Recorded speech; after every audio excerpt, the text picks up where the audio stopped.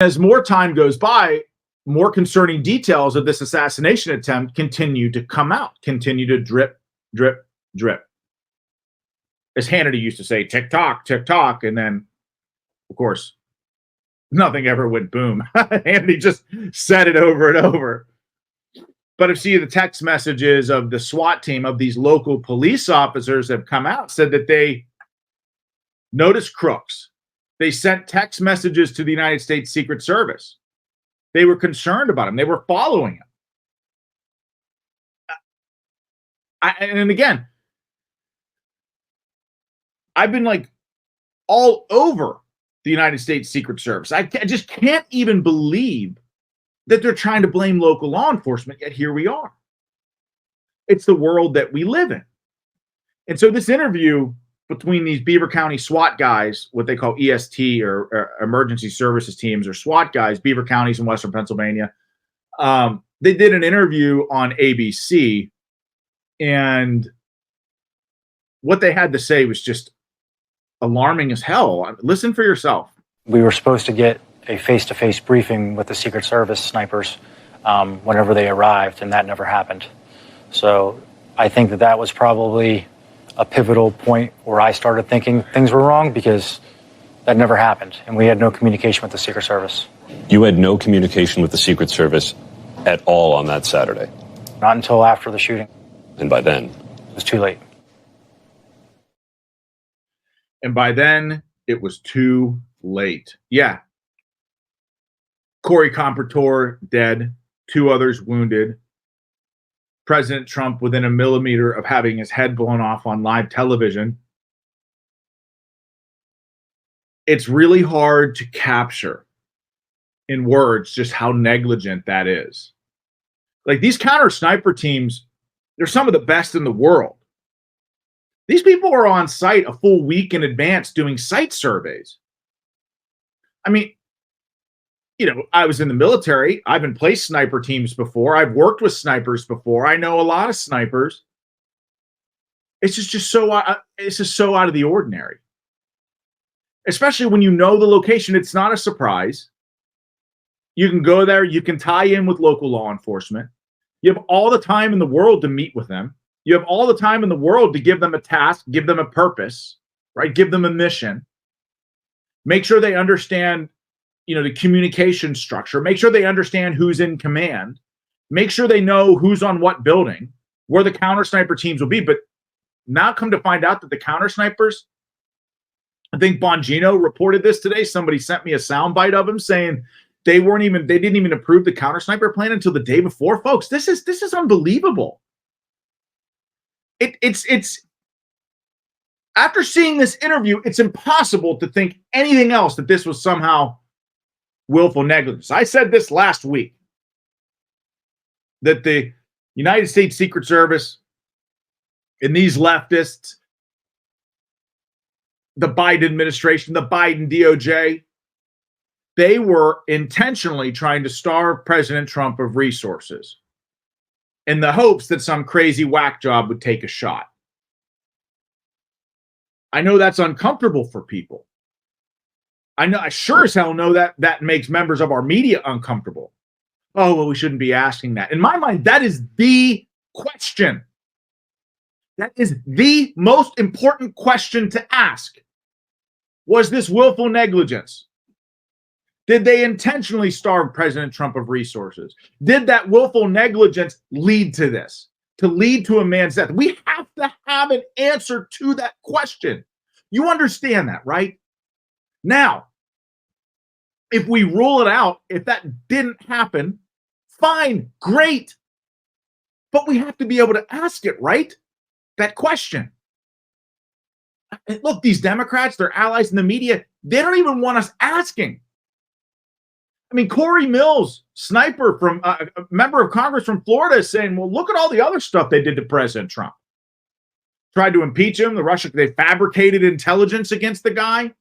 Tried to frame him, trying to frame his family. Now they're trying to throw his allies in jail, trying to throw him in jail for the rest of his life. Well, look at all this other stuff that they've done. Is it really that hard to believe that it would escalate it another step? Of course it's not. But every single time that guy, and he said it very professionally, he said, on television, every single time that guy said something, been like, well, I feel uncomfortable even asking that. Oh, we can't go down that road. Why? That's the road. That's the question that needs to be answered, is it not? How can we not ask that question? We have a duty and responsibility to ask that question. Corey Compertor, the two other people that were wounded, President Trump, his family. President Trump's a father and he's a grandfather. You know, Don Jr., Eric, Ivanka, Tiffany, Barron, they deserve answers. Their children deserve answers. That's the question, yet why are we afraid to ask it? And here's another thing. Everywhere I go, Democrat, Republican, independent, other, they all believe that the government had some sort of hand in this. Now, the question is how much? They're all like, well, kind of the government, like they had to have. Everyone's thinking that.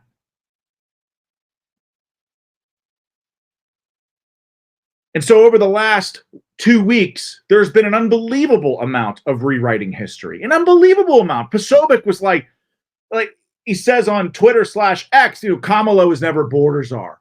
Kamala was never border czar. Kamala never raised money for Black Lives Matter rioters. Trump wasn't really shot, says the FBI director. I mean, this is like some 1984 George Orwell level shit. I mean, they're literally going back on the internet and deleting the record. On GovTrack, deleting the fact that Kamala Harris was the most liberal United States senator. And you have people like the former director of the Secret Service, now former director, Cheadle. So it's not just about deleting. It's not just about rewriting history, right? Which is what they're doing with Kamala, as they try to select her. Not elect her, but select her. It's not just that. It's not just about rewriting history. It's about it's about obfuscating.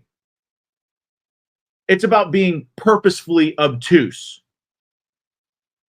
So we found this video of former director Cheadle of the United States Secret Service talking about what happened to the January 6th text messages. It's like so fascinating that all of the Secret Service text messages from January 6th were just like all deleted completely. Not a trace of evidence from any member of the Secret Service. All those text messages gone. Government would have you believe that that's just a stunning coincidence. Now, Battle Crew, do you believe it's just a stunning coincidence? Listen for yourself. Secret Service Director Kim Cheadle agrees. One of your predecessors said training without a White House replica is like training for a basketball game without hoops. Absolutely. I think you wouldn't ask your Super Bowl champs to go out and train in a parking lot. That's why she wants Congress to fund a replica White House for training. Your team has gone to an unusual place as part of the research on how to build a mock White House. I'm thinking about a Hollywood-related place. They visited Tyler Perry's production studios in Atlanta, which has a replica White House. He was gracious enough to allow us to take a tour of it. Did it feel like the White House? It did. She would know. The 28-year veteran was on the team that evacuated Vice President Dick Cheney on 9/11, and she served on then Vice President Biden's protective detail. He named her director in mid-2022. Amid a swirl of controversy over the agency deleting nearly all of its text messages from January 6th. The agency says that was due to a data migration. System migrations happen. But I think for a lot of Americans, it just doesn't pass the smell test, given the timing and the volume of messages deleted. Well, it's unfortunate that would be the assumption that people would make. Our integrity is everything, and there was nothing nefarious attached to that. Their integrity has been put to the test, not only by the mishap at the National Security Advisor's home, but by misconduct over the years, including off-duty agents hiring sex workers in Colombia before an Obama trip and a drunken altercation in South Korea last year. I mean, look, let me ask you, Battle Crew, do you believe for a second that those text messages just deleted, nothing nefarious involved there, just a system migration. Especially knowing what you know now about how willfully negligent leadership has been at the United States Secret Service.